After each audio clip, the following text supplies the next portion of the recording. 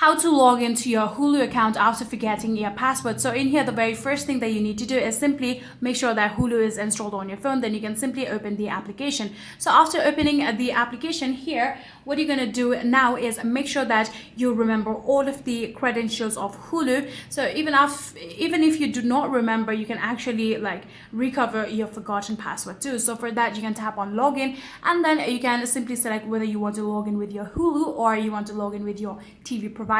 Let's go with Hulu, and then all you need to do is add in the email address of your Disney account, then tap on continue. So after tapping on continue, you will actually get the option of adding down the password of your account, right? So since we don't know the password, you will actually be getting the option of forgot password under the password box right here. All you need to do is tap on that one, and then you will need to enter your email address one more time. Simply do that, and when you tap on send link, you will actually be getting a link on your email inbox. Simply open your email inbox and then tap on that link and go along with the process of how you will actually be able to recover or reset the password of your Hulu account. And just like this, you'll be able to come back to the sign in page and simply add in the new password of your account, and just like that you can log into your Hulu account even after forgetting your password. So yeah, that is it. If you guys do have any further queries, then please let me know in the comment section down below.